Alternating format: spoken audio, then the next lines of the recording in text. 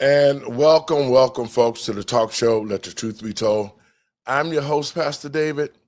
And, folks, it is All Out Wednesday.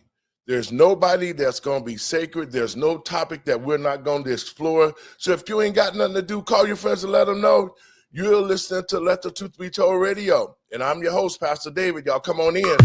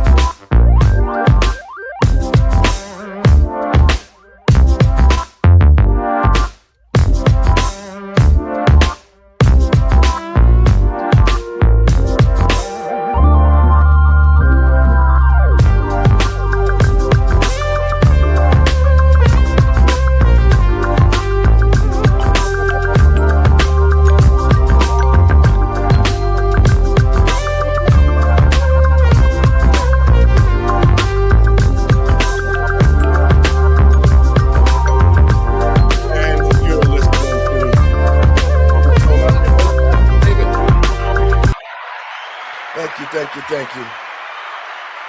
Y'all come on in. And folks, we got a great show. I'm telling you, we had a great conversation last night. Those who didn't watch it, you missed it. Miss Donna Jackson was in the house and talking about financial tariffs and all those things. But first, let me give all praises to God and my Lord and Savior, Yahshua of Nazareth, for making it possible for me to be here. And I want to welcome everybody to the show. Folks, this is All Out Wednesday. And what I mean by that, we're going to talk about some of the black politicians and really politicians in general. I don't basically care. But it has seemed to come on my radar about Miss Jasmine Crockett, she is a mirror of Kamala Harris. She speaks about things that she really don't understand. She says things off the cuff. And it's the continuation to the American people and patriots across this country, especially black citizens. We should be darn sick and tired of all these black politicians, especially from the Democratic side, who for the past 4 years have been silent, who've said nothing about the migrants who have come here, who've said nothing about the economy, the wars. Y'all watching this show, y'all know how bad it's been with Joe and the Democrats for the last 4 years. But Miss Crockett continues to never cease to amaze me with the things that come out of her mouth. And yet, as a black politician, the area that she represents is a hellhole. So in saying that, I'm going to get all my guests in. We got a panel. We're going to talk about some things. They got some things they want to talk about. But it's All Out Wednesday, y'all. Come on, let's get it in. Welcome. Listen. All right. So I want to get y'all thoughts on this. Our economy was tore up for 4 years. Now President Trump is in office, creating at least the type of continuity to where this country can get back to the way it was before the woke generation jumped in. But my thought is that all the black political leaders that we have in the United States, and this is what the civil rights game was about. It was to be able to make sure that black leaders could get into the Congress, into the Senate, and become president of the United States. That mission was accomplished, but the people that we have that are representing us has not been good for the black community. Your thoughts on that? Miss Jackson, you up new on the show, on the panel. We want to welcome Miss Peyton Jackson to the show. We're going to let you go first dibs on it. Go ahead. Thank you. Well, I never said that I was a Democrat, but as you all may know, we're spoon-fed that. I was raised to vote Democrat down the ballot with no question. And if you were a Black Democrat, then that was a plus. But what I've learned over the past 4 years has been a major wake up call, not only locally, but on a state and federal level. Black politicians aren't doing what they're supposed to do, but the problem that I'm seeing is the community. It's not just the Black politicians, it's the people who keep them in office, it's their fan base, it's the corrupt neighborhood associations, it's the corrupt churches, the corrupt pastors. So this is a system era, not just a politician era. The politician is only going to do what we allow. But the Black people or the Black community, we don't hold Black politicians, especially Democrats, accountable, and that's the problem. Doc? Yeah, I mean, you're absolutely correct, Peyton, and welcome to the panel and to the show. What I find really sad in what you said is just how they're bought and paid for, right? Because even if the Black community isn't specifically funding them, someone is.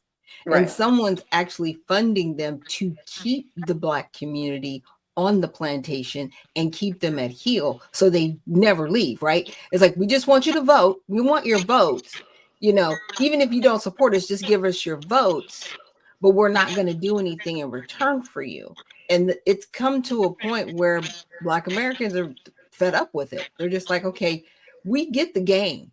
And now that we have the game, now we want you to do your job. Now they're just running scared. Like, how dare you ask, us to do our job? I mean, even Steve Harvey did that with Kamala Harris when she was running. He was like, you guys need to back up off her. She's got a lot on her. I'm like, bro, she's vice president.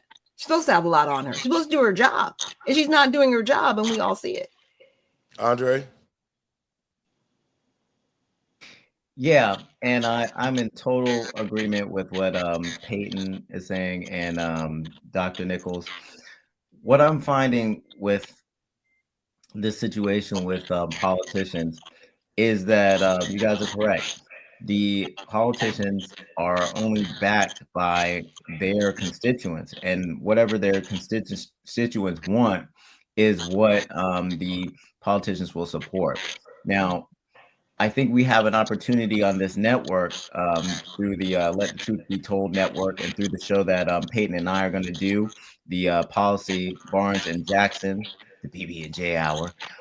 We're going to speak to some of this truth. And, as you were saying, Pastor Lowery, she speaks against a lot of things that she doesn't even know about, and immigration is one of them. And as we kind of keep discussing this, I will kind of list out some things that she's voted on and against that are really against what her constituents actually need. And you know what? The thing that I really want to say to the American people and patriots across this country, our country was in real good shape back in the day, because that was the big push for me as a young man growing up. They talked about how there was no Black politicians and how, Black politicians was forging the way. And if we only had Black political leaders, that it would be a total difference in our society. And believe me, the Black politicians in my day, they did their job no matter what. If they hated each other, the community was at hand first. And I actually watched, because I'm from a political family, I've actually watched my grandmother, who was a Democrat, who hated Republicans, still do what was best for the people in the community. And I think that is the biggest shame of all, is that we got these Black elected officials. We have these organizations, like you were saying, Ms. Jackson. It's true. It's the pastors. It's the outside organizations that have direct link to the people that are failing the communities. Because when I came along, again, I'm using it as a reference, because just like the stuff that they put into the schools, we was talking about the homeschooling situation yesterday. Homeschooling been around a long time, and it was used mostly for people with religious ideas that didn't want their children going to school to learn certain things. But now the school system has failed our children. And we see all these black political leaders in place, and yet they're not saying anything about the curriculums. They're not saying anything about what we should be doing as a community as whole, as far as helping our children with the learning gap, because there is a learning gap between our children and other races. But from this point, we never see our politicians say nothing, but they always can come out against the grain, just like Ms. Crockett has, and say things that's not good for us, or even have the concerns to care about the black community. One of y'all thoughts, y'all can jump in on that. Yeah. Go ahead. Yeah, the sister girl thing has got to stop. Uh, It's just a very uneducated response. And I was actually listening to the Dave Webb show on my way back home. I was running some errands this morning. And what I found fascinating is that they compared Jasmine Crockett to Cortez, right? And if you remember when Cortez started, she was doing all these stunts. You know, she was going to the border and she was behind this fence, like, oh my gosh, I can't believe they're locking these people up. And it was like an unopened restaurant, and she was just standing behind a fence. You know what I mean? And people were like really finding out that she was a complete liar. But they're doing the same thing with Jasmine Crockett. But now with Cortez, you know, they've got her going around the country. She's all polished. And, you know, she did get the cattle call. They had a cattle call for her to be a representative in Congress. I need people to know that. She didn't just wake up one day and a bartender just decided to run. No, they had a cattle call. They had a rush call. These are documented facts. And then they prepped her to run for the House. And then they set it up so she could win. They literally set it up so she could win. I'm like, really? You're an unknown bartender and you ran for House seat and you got it? Stop that. Peyton? Stop that. Both of y'all are absolutely correct, but I do want to go back and touch on the education piece. I am a strong advocate for reforming our public school system. Here in Fort Worth, half of our kids cannot read. Yes. It's bad nationwide, but here in Fort Worth, half of our kids can't read. And instead of our local leaders, no matter what color they are, actually step in and do something, we pay superintendents $1 million to quit. How is that helping? Yeah. How is that helping? But furthermore, if you look at who's actually enrolled into Fort Worth ISD, half of these kids are here illegally. Yeah. Now, I'm not attacking kids. I know kids are, they're off limits. But you don't have to be an accountant to understand that if half of the school district is here illegally, how can we possibly prioritize our kids? And you're absolutely right. There is a gap because when these people come here illegally, they're not going to gated communities. They're coming into our communities. But the masses in the Black community, a lot of them are uneducated on the effects of mass immigration. And Dre brought up the person that we have in common, Sheena Rodriguez. She handed me a book titled Back of the Hiring Line. That changed my whole outlook on everything. And if our community actually did the research and looked at Dr. Claude Anderson and looked at that letter from 1991 from Mrs. King, we would understand what's going on. But it's like all we want to do is joke about what a Black job is. It's not just Black jobs that are at stake. It's Black neighborhoods, Black schools, Black resources. But we'd rather make memes than to actually do the research. So yes, we can fault the politician, but I bring it back to the community. At what point do the woke people wake up? Yeah. Dre? Yes, and I don't think that the woke people are going to wake up without any coaching. They got a butt whooping in the last election, and you would think that that would kind of encourage them to come to the negotiation table, but they're doubling down and they're going further into their corners. And as much as I hate to say it, we need them to do their jobs in Congress so we can fix some of these things that happen in the Biden administration. We have to get past this resist culture because we're just furious and angry at a man named Donald Trump, who is now our president. And they are just totally negating what they're there to do. They're there to legislate. They're there to pass laws. They're there to promote the American values and our laws throughout the United States and in the world, and to encourage our and to do the will of the people. And that's not happening.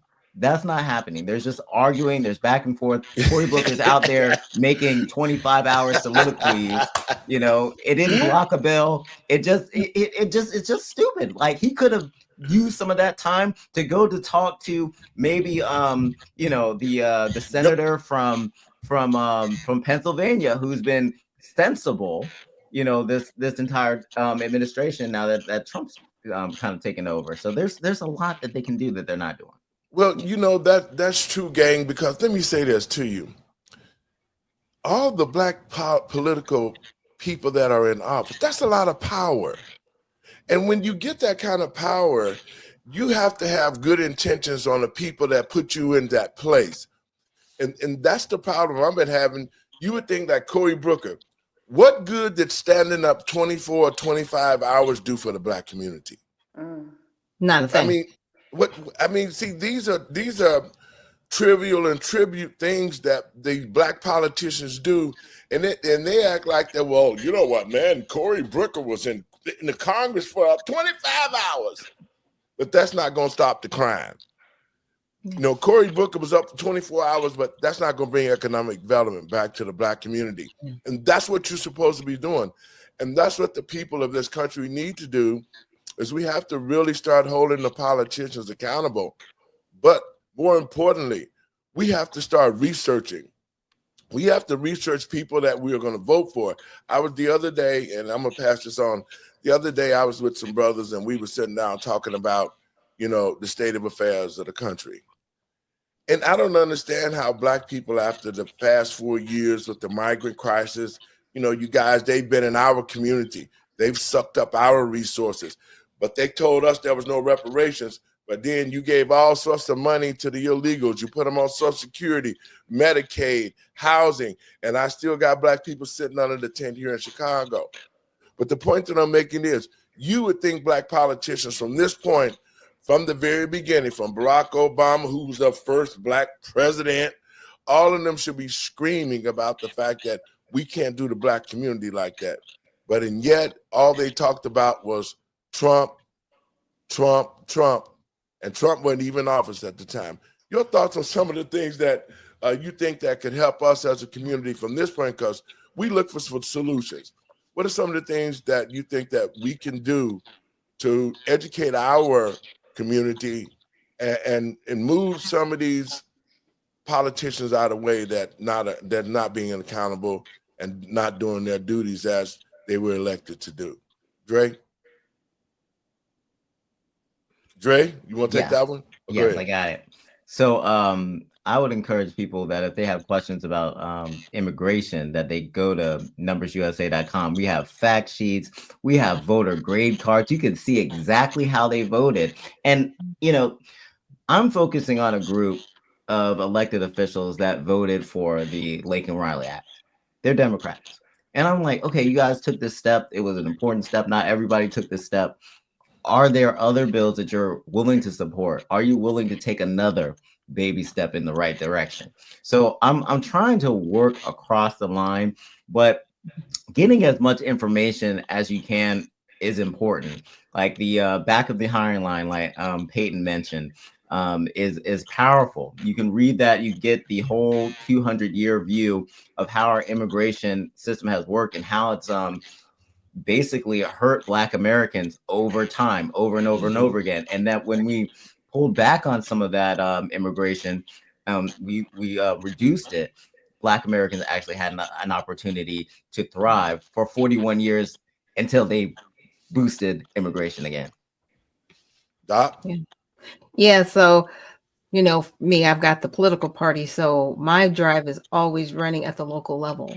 You know, because we can definitely see how at the federal level, they can run around and do all these shenanigans, but they're really not changing the lives of people at the local level the way the mayors can, the councilmen, the commissioners, and those are the people that actually hold the purse when it comes to your day-to-day lives. So I always encourage people to run locally, but to talk to immigration, back in the 70s in California, there were two individuals that were working housekeeping in the hospitality realm, and they said, they won a case because they were basically discriminated against because they were paying lower wages to people that were here illegally, and they were forcing out those in the Black community that had well-paying jobs. And now, honestly, if you go to any hotel, you're not going to see people that look like us in the No. hospitality, in that realm. And a lot of this stuff is on purpose. You can look at the United Nations, how they're looking at replacement migration. So it's not so much that things are happening by happenstance, they're very much happening from our political leaders. And you know what? You're so right, Doc. And that was one of the things that we talked about yesterday, the NAFTA agreement. Back in 1992, Ross Perot talked about the NAFTA agreement that Bill Clinton had put on the table. And just like yesterday when we discussed, and a lot of people didn't know, they thought that Bill Clinton did a great job with NAFTA. But basically, NAFTA was never any good for the American citizens because the clause that they had put in there that would allow these companies to stay in the United States, they took that out. And the companies, when they took that out and NAFTA was put in place, the United States manufacturing ran from the United States, ran overseas, set up shop, got the cheap labor, and then send their stuff back to the United States to sell with no tariffs. And that sound right there of losing manufacturing in the United States, it hurt the Black community. Because here in Chicago, we had people that worked at U.S. Steel, they worked at manufacturing places all over. Black people had good, high-paying jobs with those manufacturing companies. And once that these manufacturers left, it put a void into the Black community.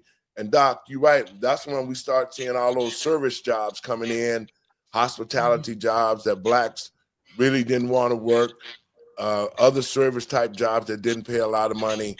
I mean, the rate of income went down to like about 35 or 40,000, and the Black community continued to dwindle from that point. Your But they thoughts, Miss blocked Jack? us out. It Go wasn't ahead. that we didn't want them. Yes, exactly. That's what I was just about to say. I need a job right now. I can't get one. But it's not just hospitality, which is true, because I've maybe seen one Black person, but the rest it's for the Hispanic community. But Yeah. as I live in Fort Worth, where if you go off Berry, every single chicken place, and it's not just chicken, but all the fast food place, we're not there. And Yes. I don't know what a Black job is, but maybe that frying chicken could be.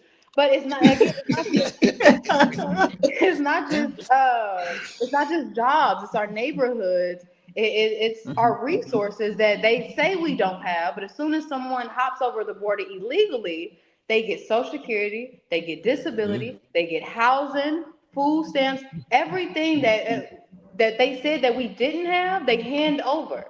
And don't get me started on reparations, but Right. all of you are correct. All of you are correct, but it takes for the community to stand up. We can't say that our vote is our voice and then start whispering. Right. It's Yes. stupid. But it goes back to, are you willing to learn? Because I know more people that dissected Kendrick Lamar's lyrics before they went and researched who was on their ballot, or Mhm. Numbers USA and what they're talking about, or the back of the Higher Line. I tried to read it online.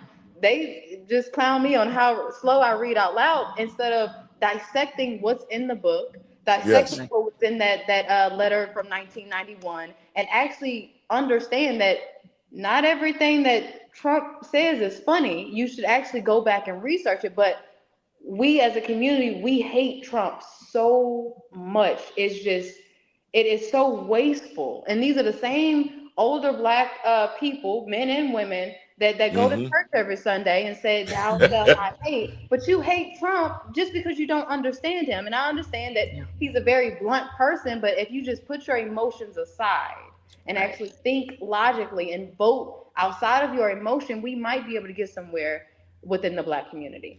But you know, that has been the narrative, and that's how the Black community has been tricked so many times. You can see how the Democrats, operate. Under Barack Obama, we started seeing the downfall of the family under his leadership, passing the same-sex law. And then he placed people in certain places throughout the government because they knew they had to steal the 2020 election. They had to steal it because they gave it one final shot. You know what? When they got in and they stole that election, they came up with the transgender world. They went into the schools. They created holidays. I mean, everything that had something to do against the American family values, they did it. But it has been the Democrats who continue to, I want to say, try to get the Black community emotional, because that's what we're seeing right now.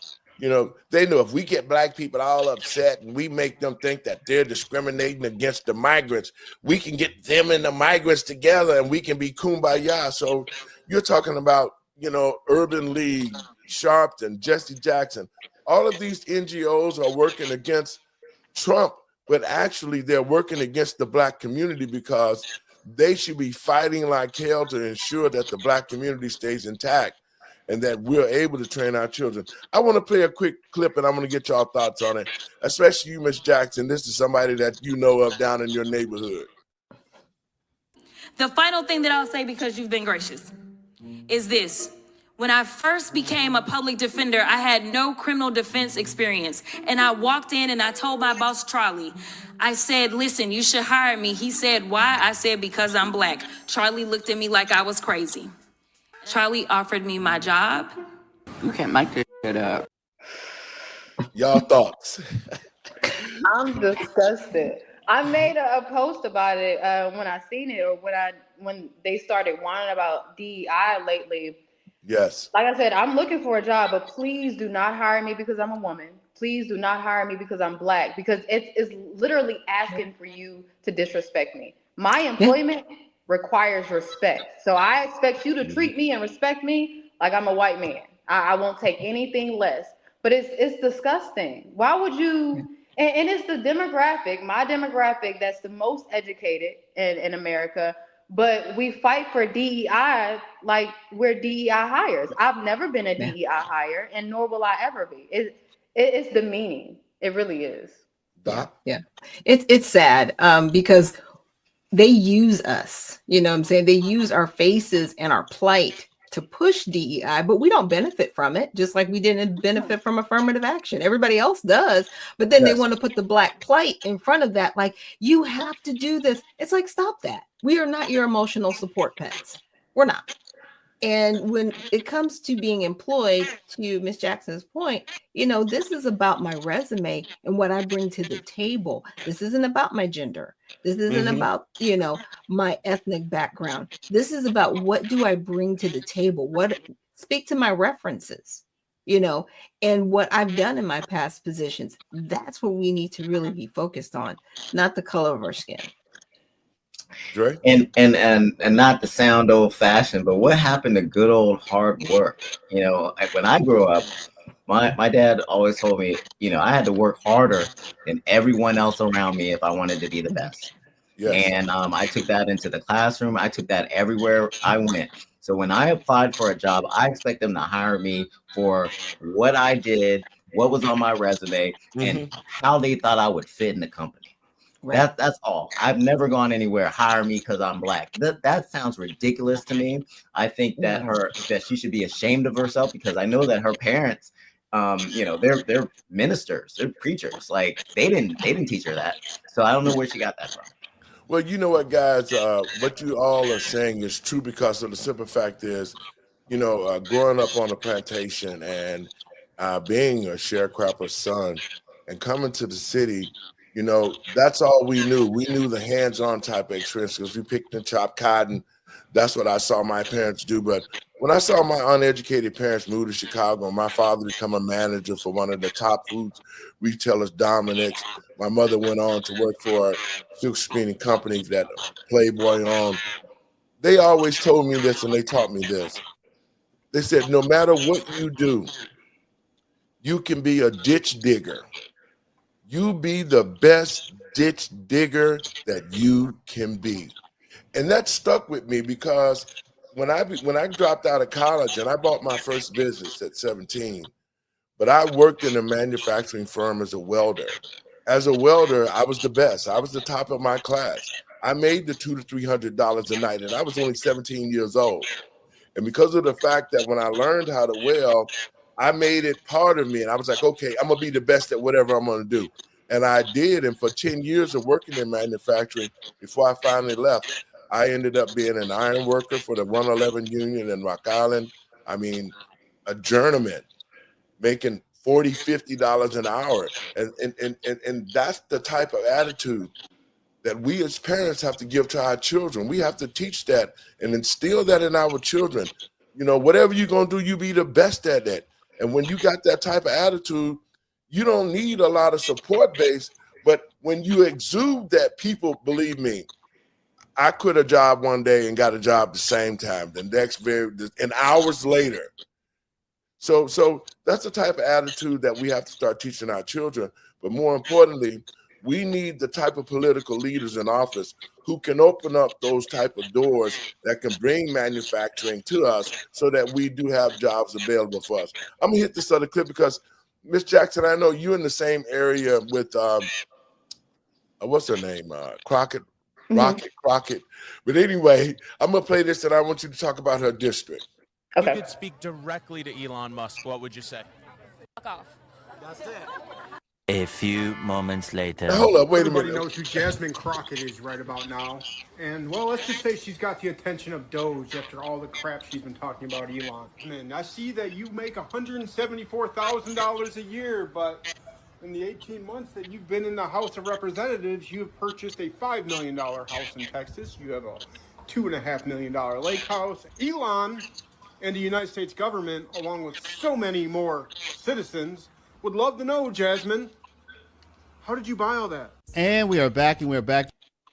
Now, folks, let's talk about that. Miss Jackson, now, the community that she representing, you would think that that community would have everything, economics, that the schools would be great and all of that. Talk a little bit about her community that she represents.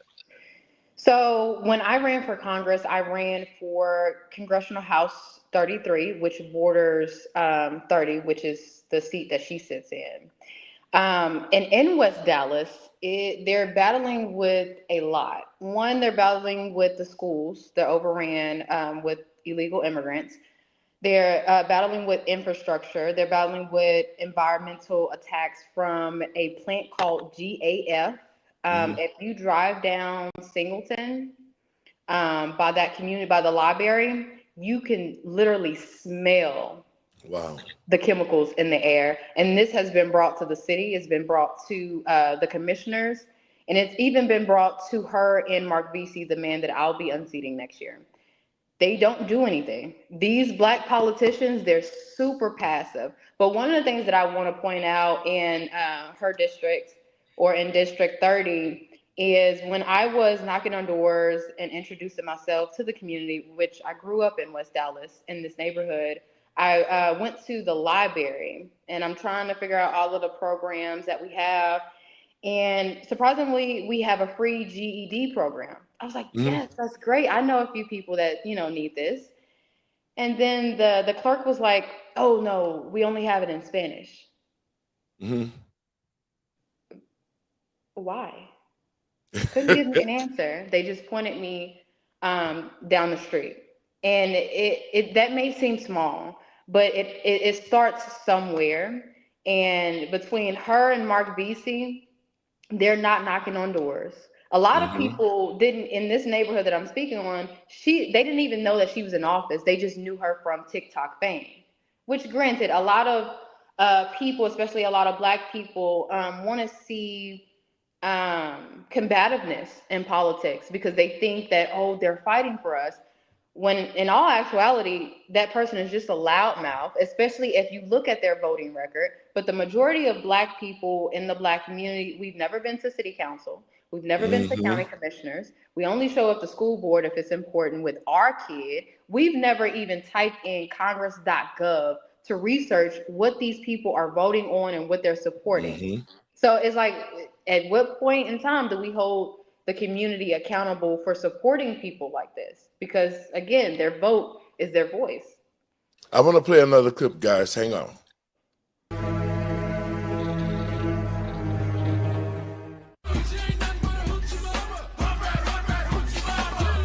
So I had to go around the country and educate people about what immigrants do for this country, or the fact that we are a country of immigrants. Right. The fact is, ain't none of y'all trying to go and farm right now. Okay, so I'm lying. Raise your hands. You're not. We done picking cotton. Bruh. We are. You can't pay us enough to find a plantation. The question is, can it get any worse? Of course. When I first I want to stop right there, guys. Your thoughts on what she just said? It is getting worse. It is getting worse. And I'll go back to telling the community, go and read back of the hiring line. It makes a lot of sense. It's simple supply and demand. Why are we advocating for low wages? And this is a party that wants to increase the minimum wage. What sense does that make? You're advocating for low wages. That's why supposedly we don't want to work the jobs. I'll take the job. Offer it to me. I literally just said that I was looking for a job. It's not that we don't want to work. We're just not going to work for a tip wage. We're not about to go and pick something for $2 an hour, $3 an hour. Minimum wage shouldn't even be $7 an hour. But this is coming from the party that wants to increase minimum wage while also advocating for lower wages for crop pickers, simply because they want to replace the black vote. And, you know, I'll cite Dr. Claude Anderson there. I mean, he spoke about it all, but it's the black community that has to wake up. Yeah, it's just sad, you know, because on one hand, you know, you try to say, well, you guys aren't going to do it. I'm like, why are you pegging these people to do it? Why are you advocating slavery? Do you know what I'm saying? You are literally advocating for slavery and at the same time saying, well, we know we're too good for this. No one's too good to work. Okay. The problem is everybody wants people to work for wages that they pay in Vietnam and in Cambodia. You know what I'm saying? They want to pay somebody $2 a day and then sell those pair of sneakers for $150. Right. And that's where it needs to stop. And we don't want that here, but they're bringing that here to America. You know, a lot of this is United Nations. It's a lot bigger than even these politicians that are bought and paid for. You know, the more she talks, I'm like, yeah, the more money they put in your pocket. Exactly. Because they assured you that you're going to be in office for so many years. Don't worry about it. We got you. Anybody that owns $10 million in assets, they're paid for. And especially if they get 100, they're only making 170 some thousand a year. Dre, your thoughts? Yeah. Well, she's going on the y'all don't want these jobs tour. This is not the first comments that she's made about immigrants. She's been putting immigrants on a pedestal. And, you know, it's because she's bought and paid for. It's because she's bought and paid for. This is a misinformation campaign. She's over there at a church evangelizing and highlighting the contributions of immigrants to this country in a black church. And I'm wondering, like, why isn't she talking to them about what the black community is doing? Why is she talking about immigrants? Well, she's talking about immigrants because Donald Trump has made it a part of his agenda to do what the American people asked him to do and to deport people that are here illegally. Yes. And because the Democrats are only in this resist because I'm pissed, excuse me, mentality, they have decided that they're just going to continue to resist and continue to push back for reasons that don't even benefit their constituents. And that's the problem right there. This is the perfect example of how our community got to the place that it is right now. It's almost desolated to the fact where there is no economics. There is no future for our children to even look, even to examine You know, they see crime, they see drugs, they see this, and then they go online and they see somebody that they might think should be a role model for them, but yet here she is talking about how we need to embrace the illegal community because we ain't gonna pick and chop no cotton. But you know what? I take offense to it because I picked cotton before. I watched my parents work for $2 a day. Right. Okay. So I take offense to that because they worked their asses off to educate us. That generation right there that had a second and third grade, my dad had a third grade education. Okay. But he still was a successful and created a middle class. They created a middle class where we, as their children, could hold our heads up high. Who was given the generational wealth? You know what I'm saying? So we're not seeing that anymore. And more importantly, we have political leaders who are Black, who saw us coming up, and they paved the way, and they did what was right for us. Not what you're seeing today. I'm going to play another little bit more of that and get y'all thoughts on it.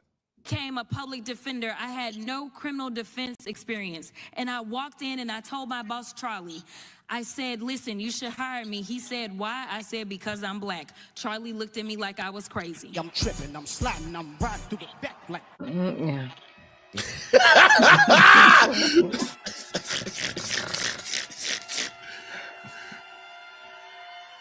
So they are always focused on crime. They continue to say things like the illegals and that they broke the law coming in. It is not a criminal violation to enter the country illegally. It's not a criminal. It's a crime. It's not a crime.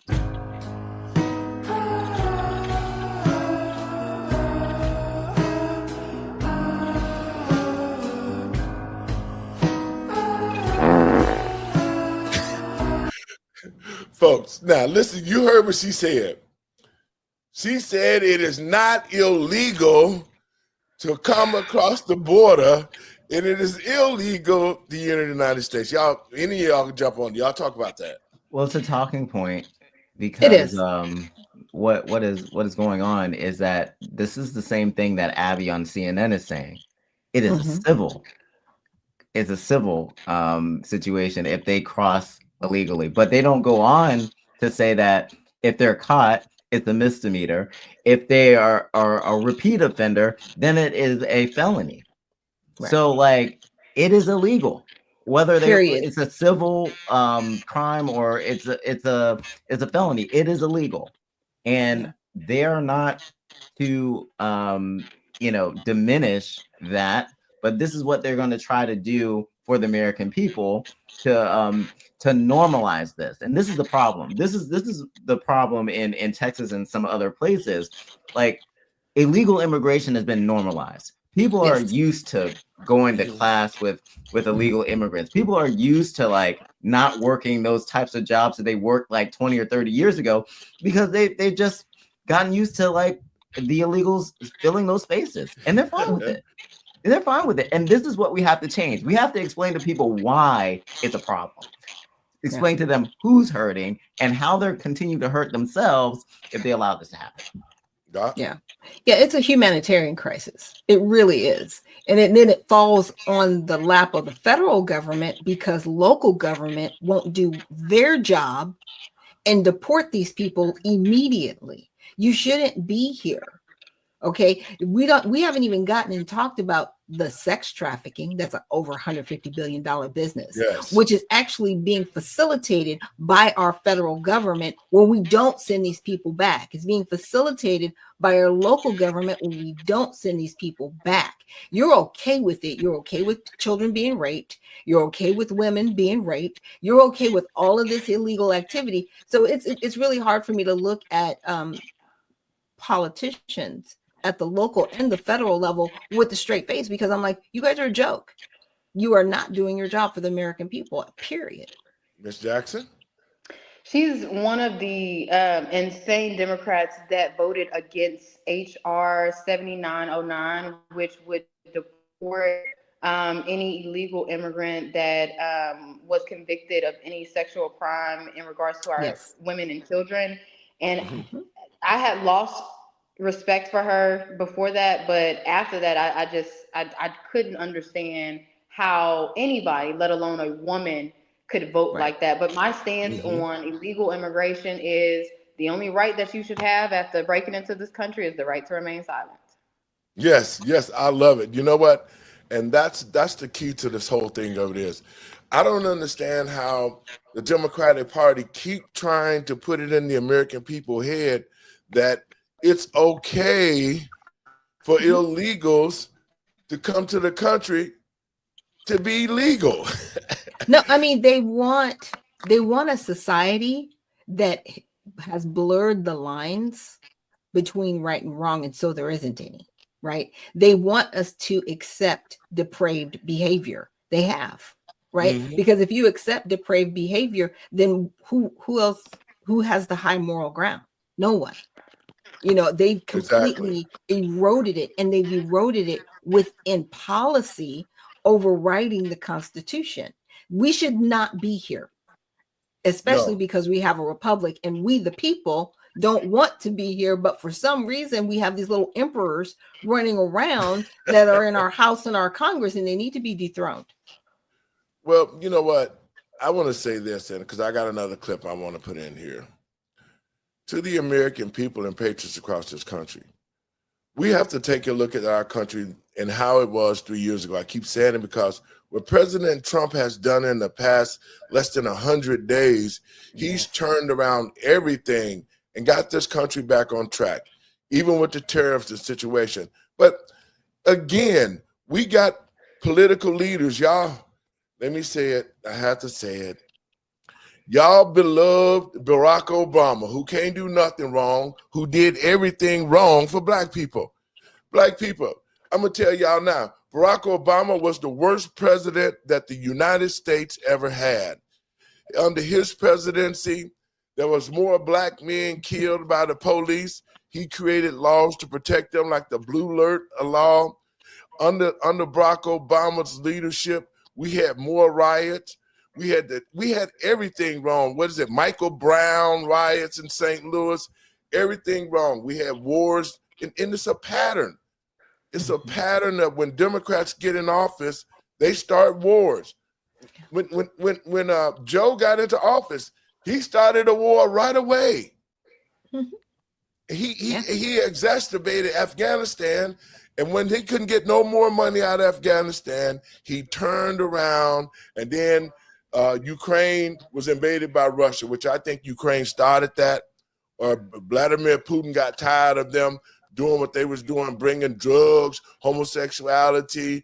They had COVID plants over there. So he had every right to do what he did. But I take offense to the House Negro, Barack Obama. Barack Obama never did nothing for black people. As a matter of fact, he hates black people. He's the king queer of all times, and his whole mission was to create a third generation called transgenders. And that's his legacy. And black people, y'all need to wake up, because y'all beloved Barack Obama did nothing for the black community but created Black Lives Matter, who helped destroy our community, who made millions and millions of dollars off the black people price money. Oh, well, Black Lives Matter. But when you went to the website, they didn't give a crap about black lives, black people, real black people. It was about the queer, the homosexual, the pedophile, the transgenders. Those are the lives that Black Lives Matter cared about, not black people. So Barack, let me drop this at y'all right quick, and we're gonna talk about this before we get out of here.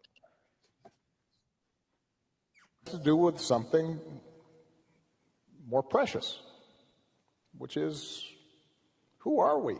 Oh, hold up, right there. Now, look at the way he's sitting in that chair. Look how he all folded up like a chair, a folding chair. Men, real men, do not sit like this. You got it? So we know where he coming from with that. Let's go on with him. As a country, and what values do we stand for? And now, this is not just an abstraction, and I think this is one of the challenges that we have. And I saw this even before the last election. I think people tend to think, democracy, rule of law, independent judiciary, freedom of the press, that's all abstract stuff because it's not affecting the price of eggs. Well, you know what? It's about to affect the price of eggs.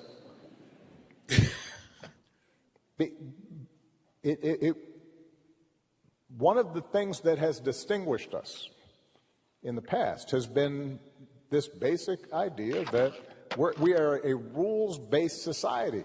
What that means is that, you know what, I can support one candidate instead of another, and I don't have to worry that the police are going to come harass me or my customers. That's what happens in other places.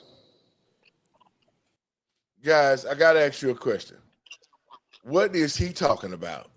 I don't know, because I was really trying to follow along, and I was like, bro, you are all over the. But see, that's the thing. He does not know how to talk off script. He's not good. He's an orator when he has the words. When he does not have the words, he has a very bad time, just like Kamala, collecting his thoughts and actually giving a direct answer or giving you some type of narrative to really follow. He's really trying to down people with the price of eggs, and we got to all supply and demand. If you kill 10 million chickens, you're gonna have less eggs. That's just basic. that's just basic, right? But you don't want to say that, and you can't say that because it was done under Biden. Andre? Well, continue with the eggs. The free range eggs that weren't in the factory, there was no disruption with them. Their prices did not go up that much at all during that time because those chickens weren't affected because they raised them the natural way. Like when you have these animals being raised in, these like factory like ways, this is not, and we have Americans and businesses taking shortcuts. It causes problems. But I couldn't follow what Barack Obama was saying either because, isn't what he's talking about happened to Trump? Like, isn't that like who, like Trump supporters are the ones that are getting harassed for like supporting him? I don't see that happening to Democrats at all. Like, I don't know where he was coming from. Your thoughts, Ms. Jackson? Excuse my language, but I don't know what the hell he was talking about. I tried to follow along. I really did, because usually he's a good speaker sometimes.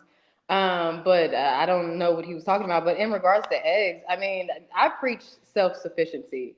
So even if I didn't live in Fort Worth, where if you don't have a chicken, you're just rare. There's chickens everywhere in Fort Worth. So we're pretty much self-sufficient when it comes to eggs. But I mean, things go up, things go down. I mean, I'd rather live under Trump than under Obama. He didn't do anything major. From what I remember, which I couldn't vote at the time, but from what I can remember, the majority of the Obama administration was just queer. It was LGBT. Yes. They got, that was their administration. So I mean, I'm not really concerned. Well, that's the reason why. And when he first came out, I know Barack. I met him and we was friends for a while. But when I really saw what his real agenda was, I started to speak out against it here in Chicago. And a lot of people that knew me, they was like, "Well, Pastor, y'all were friends. You just talk." I said, "No, this guy does not have the Black community at best interest. He never had." See, let me say this. All of them had a mission. See, Barack Obama's mission was to introduce the homosexual law and get everybody all upset on their side to make them think, well, okay, that'll be great that they can get the insurance if they are a couple like us. But see, when they got that law, they went to a whole nother level. They started putting it in the schools. They started creating other legislation to come against us. They started taking parental rights away from. I mean, that was the first guys. And so when Donald Trump got in and Hillary Clinton didn't get in, then that threw a wrench into the mix, because now their mission was to do what Joe Biden did right behind Barack's term. You know, we're going to start the war. We're going to come up with COVID. We're going to do everything. So when Trump got in, he sort of threw them off. But Trump knew what they were going to do. And so that's the reason why they had to demonize him. Yeah. They started to demonize him. And black people, I was so ashamed of black people. Well, you know, that old Trump, the orange head Cheetos. As soon as he got into office, he gave people on welfare a raise. Okay. he threw more money into the tube for stamps and everything else. But then the psychological thing that black people was doing, they wanted the things that he was doing because he was helping the country, but they still talked about him like a dog. Go ahead, Ms. Payton. The support of the Obama administration from the Black community, it speaks to the hypocrisy, because 90% of the elder Black community, they don't agree with any of the LGBT plus people. It's crazy. We know that we don't agree with this, and it speaks to how conservative the Black community is, but we don't want to admit it, and it's insane. But the fact that we are even thinking about discussing gender studies or trans this or any type of ideologies like that in school before we talk about something like credit or taxes or construction is just insane. And I don't understand it. But again, I place the majority of the blame on the community. At what point in time do we hold people accountable? We can't just hold the Republicans accountable. This is a two-party system, right? So we need accountability on both ends of the aisle. But that's what the Democrats have been doing. They've been playing the type of politics and they think black people the black community has woke up for real.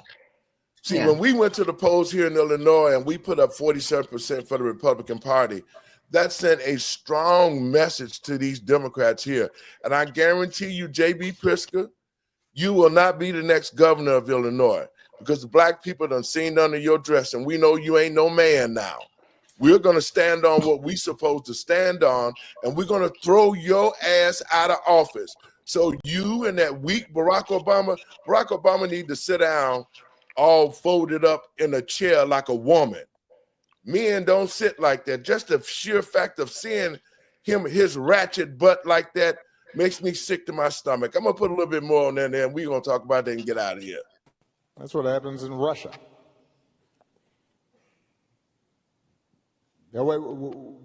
We take for granted the idea that we don't have to pay bribes or hire somebody's cousin in order to get a business permit. Mr. DEI. Are you sure about that? That's how we build.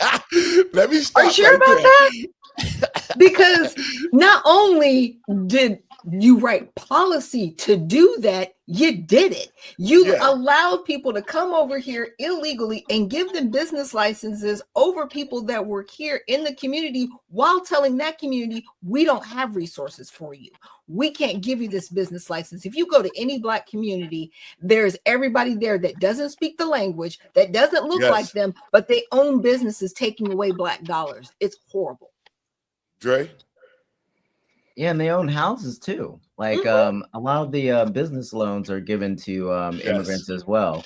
And housing loans are given to immigrants as well. So they they get a leg up there. So and even there was a church in Chicago, and they were praising this church for giving this house to these illegal immigrants that came in like 2 years ago. Like, where are the black families that have been there for years, still homeless or still living in like an apartment? How come you guys didn't decide to give them a house? They live in it. Go ahead, Ms. Payton.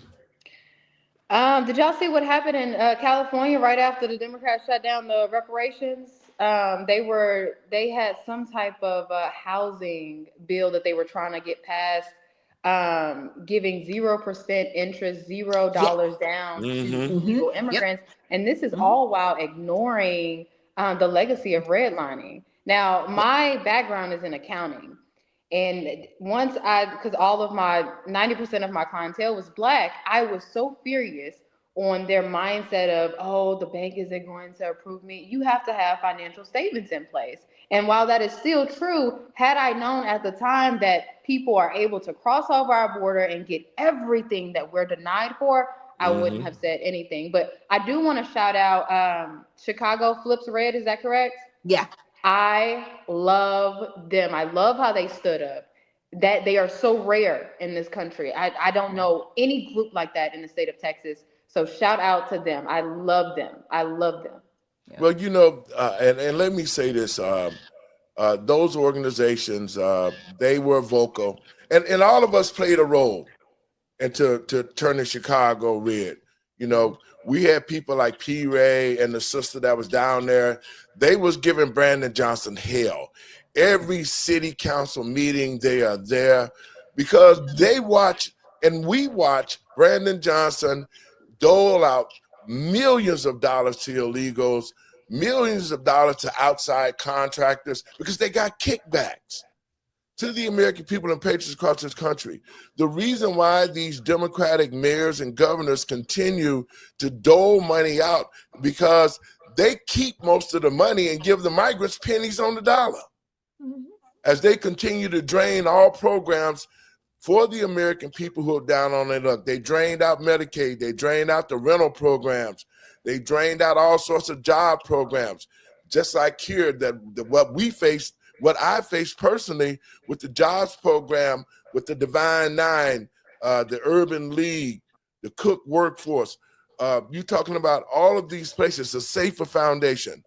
They have written into legislation to get millions and millions of dollars to say they're going to help the Black community. And instead, they're taking taxpayer dollars and helping illegals with housing, keeping them from getting deported, all of these things. And that's the big problem. It's people like Barack Obama and all these organization type, fraternity, sorority type people who are now in our legislation. They're the ones stealing the money from the Black community. See, this is a black on black crime situation. See, those elite Negroes who think that they're not Black anymore, who went and made a deal with his master to keep us out and to keep us down. And so I'm telling to the American people, especially Black Americans, we have to start running for office. We can't let all these educated people come into our communities and say, because they bought a piece of property over here, say, well, you know, I'm down with the community. And then they get in office, they go back to their gated communities, they come in the city, they continue to buy property, and not one penny goes to the Black community that they're buying this stuff in, because it's about making money off Black people and creating a new race of Black people that are elite. I'm going to play some more Barack Obama, then we're going to get out of here. Y'all, we got one more session. The economy we did, that's why this place worked. What economy? It has very concrete what the hell is he talking about? On all of our lives. So, this is the first time I've been speaking publicly for a while. Yeah, without your teleprompter. Yeah. Let me just close this portion of my remarks by saying it is up to all of us to fix this. It's not going to be because somebody comes and saves you. The most important office in this democracy is the citizen, the ordinary person who says, no, that's not right. And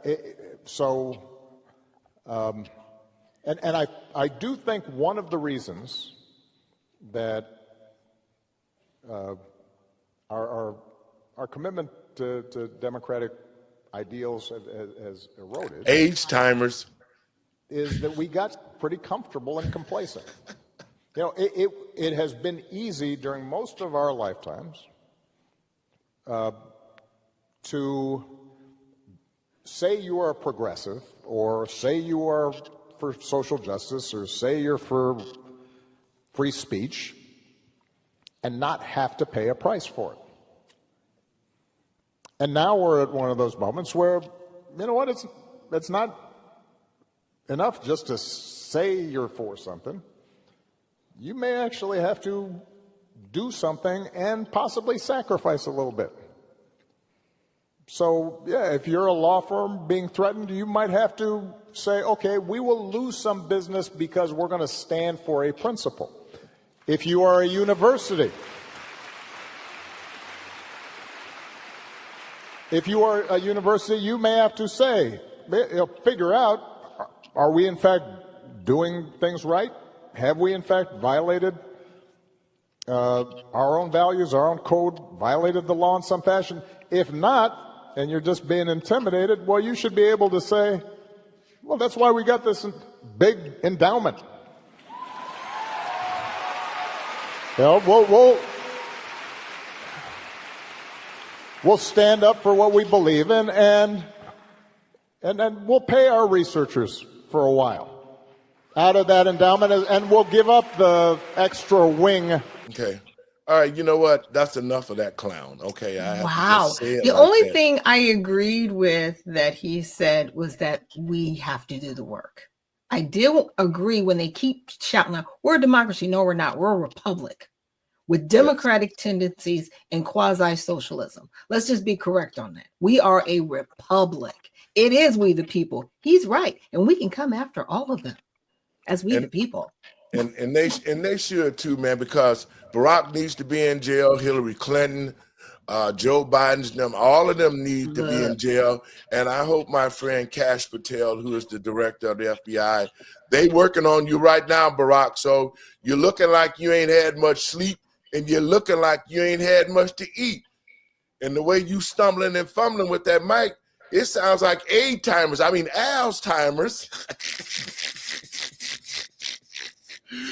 Folks, listen, we got to get out of here, but I want to give this show, it sets us apart because we tell the truth. You might not like what pastors say, but I'm just going to give it to you in the raw because that's what needed. We don't need no more sugarcoating. And the Let the Truth Be Told network is bringing on. We're almost finished. And we got our Roku channels. We're going to have everything going. And Miss Payton and Mr. Barnes are one of the shows that's going to be on our network. Welcome aboard, folks. Y'all can talk a little bit about what y'all think about coming aboard with us. Oh, I'm looking forward to it. I think that Payton is the right person to start this information campaign to reach the community about what's going wrong with our elected officials, what's going on with some of these policies that are affecting their communities. And I think that we're going to dole it out in a way that people are going to be like, you know, I never really thought about this before. Let me consider this. Payton? I am super excited. When Dre sent me the message, I don't know if it was a message or an email, but regardless, it's an honor. I've learned so much within the Black community from Numbers USA and the people that he surrounds himself with. I'm more than willing to put that on the front burner for our community with PB&J Hour, because it is really about the information. There's a lot of ignorance in our community, and some people, they'll hear that word and they take an offense to it, but ignorance is just a lack of information. Now, there's two terms. We have ignorance and then we have ignorance. Ignorance is you don't want the information. Right. So that's what I feel like we'll have to battle with. I've gotten a lot of pushback from that speech that went viral recently, even though there's no rebuttal. You just hate the facts, but they're all facts. So I'm excited. Well, you know, that's what this is about. And I'm going to let Doc expound on this before we get out of here. Doc, your thoughts on everything that's going on? Because you and Dre are the catalyst. You know, y'all sitting back there, y'all making sure everything get done. And I'm going to be out there beating the pavement. Oh, by the way, I want to send a special shout out to Latricia Huge.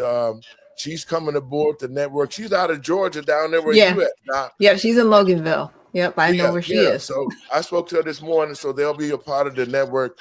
I got a surprise for you guys. It's growing like crazy. I'm getting calls from different great shows. So our lineup will be 24/7. And I encourage us, let's find sponsors because we want to take over some slots like Real America Voices. When we push this out there, and I know people that has direct contact with them. I know David Zier, Steve Bannon, Ben Bergquam, all of them are friends of mine. They're waiting for this network to pop out because they're going to work with us closely and feed us information. So we'll be a part of a great network. Doc, your last words, and we're going to start to get out of here. Okay, well, thank you, Peyton and Andre. I'm so excited to have everybody on board. I'm so excited for this network. It's going to change a lot of people's lives. And I just want to remind everybody out there, when you see all these things happening, just look up for your redemption is drawing near. And with that, please check out the USA Redemption Party. We're looking for candidates to be servants of the people, not politicians, and also members of our party to help the party grow, especially at the local level. So thanks everybody for being here, and check out usaredemptionparty.com. Last words, Dre. Yeah, we talked a little bit about Jasmine Crockett.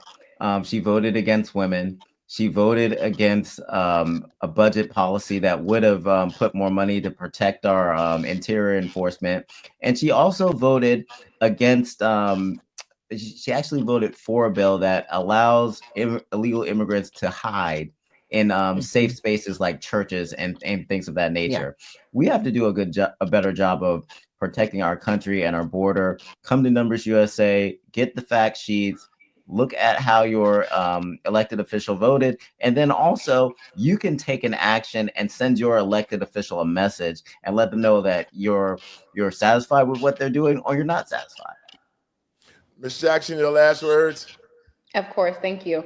My name is Peyton Jackson, and you can follow along with my progress at notaxingwithjackson.com. Thank you so much, folks. And I'll be seeing you. We'll be putting things together. And believe me, it is going to be an honor to work with these people. Folks, I really want to thank you for tuning in. Our new network is really going to take off. We got a lot of great programming that's going to be here.